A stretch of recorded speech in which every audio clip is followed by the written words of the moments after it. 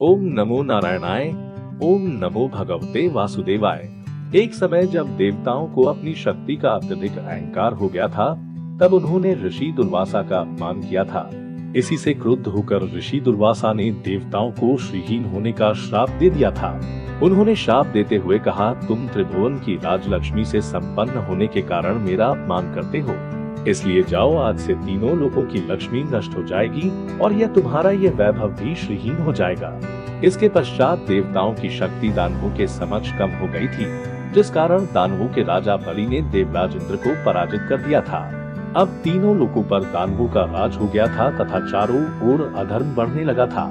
यह देखकर देवता अत्यधिक विचलित हो गए तथा भगवान विष्णु के पास सहायता मांगने पहुँचे। श्राप के प्रभाव से इंद्रादि सभी देवगण एवं तीनों लोग श्रीहीन हो गए। यह दशा देखकर इंद्रादि देवता अत्यंत दुखी हो गए।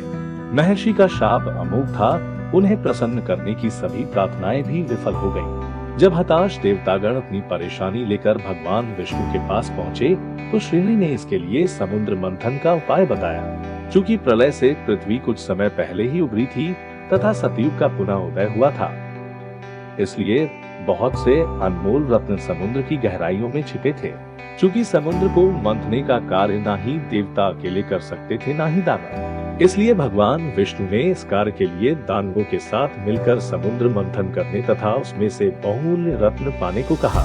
साथ ही भगवान विष्णु ने देवताओं को बताया कि इसमें से अमृत भी निकलेगा, जिससे देवता अमर हो जाएंगे।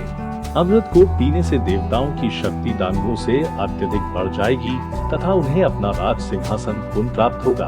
भगवान विष्णु की आज्ञा पाकर सभी देवतागण देवेंद्र के साथ राजा बलि की नगरी गए तथा उनके सामने यह प्रस्ताव रखा। वैसे तो दैत्य गुरु शुक्राचार्य को देवताओं पर विश्वास नहीं था, लेकिन उन्हें उनका ये प्रस्ताव पसंद आया तथा इस कार्य के लिए उन्होंने अपनी सहमति दे दी। इसके पश्चात देवता तथा दानव क्षीर सागर में समुद्र मंथन के लिए पहुँचे। समुद्र का मंथन करने के लिए विशाल मथनी की आवश्यकता थी, जो उसे मथ सके। इसके लिए भगवान विष्णु ने अपने सुदर्शन चक्र की सहायता से मंदार पर्वत को काटकर समुद्र में रख दिया। इस पर्वत की सहायता से देव व दानव समुद्र को मथने का कार्य कर सकते थे। अब उन्हें इस पर्वत को घुमाने के लिए एक मजबूत रस्सी की आवश्यकता थी। इसके लिए भगवान विष्णु ने स्वयं अपना वासुकी नाग दिया। इस वासुकी नाग को मंदार पर्वत पर लपेटा गया। इसके मुख को दैत्यों की ओर रखा गया तथा पूंछ को देवताओं की ओर। अब समुद्र मंथन का कार्य प्रारंभ हो गया, लेकिन एक समस्या और पड़ी। चूँकि समुद्र बहुत विशाल तथा गहरा होता है तथा इसमें कोई पक्की भूमि नहीं होती, इसलिए मंदार पर्वत अंदर रसातल में जा रहा था। यदि वहाँ डूब जाता तो समुद्र मंथन का कार्य अधूरा रह जाता।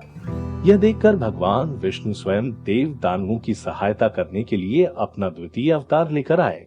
इसके लिए उन्होंने कछुए का अवतार लिया तथा मंदार पर्वत का भार अपनी पीठ पर उठाया। चूँकि कछुए की पीठ ठोस होती है, इसलिए मंदार पर्वत उस पर टिक गया। अब देव दानवों ने कई दिनों तक समुद्र मंथन का कार्य किया। समुद्र मंथन कई चरणों में हुआ। समुद्र मंथन जिसमें सबसे पहले कालकट नामक जहर पैदा हुआ, जिसे सांपों ने पी लिया। दूसरे मंथन में ऐरावत हाथी और उच्चश्रवस घोड़ा उत्पन्न हुए। तृतीय मंथन में बहुत सुंदर स्त्री उर्वशी प्रकट हुई और चौथी बार में महावृक्ष पारिजात प्रकट हुआ। पांचवी बार में क्षीर सागर से चंद्रमा प्रकट हुए, जिसको भगवान शिव ने अपने मस्तक पर लगा लिया। इसके अलावा रत्नभूषण और अनेक देव पुरुष पैदा हुए।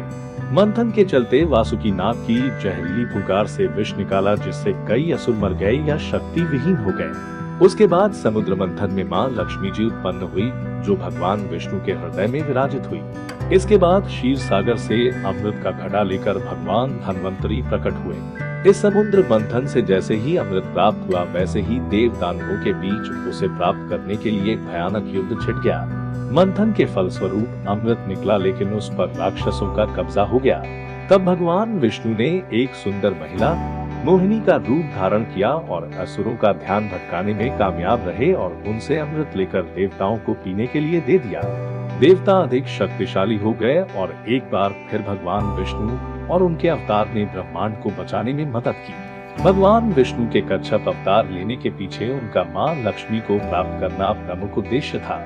इसके अलावा महाप्रलय के पश्चात जो बहुमूल्य रत्न तथा औषधियाँ समुद्र की गहराइयों में चली गई थी, उन्हें प्राप्त करना आवश्यक था, क्योंकि उसी के द्वारा सृष्टि का कल्याण संभव था। इसके अलावा किस प्रकार बुराई का उपयोग अच्छाई के कार्य के लिए किया जा सकता है, यह दिखाना भी इस अवतार की विशेषता थी।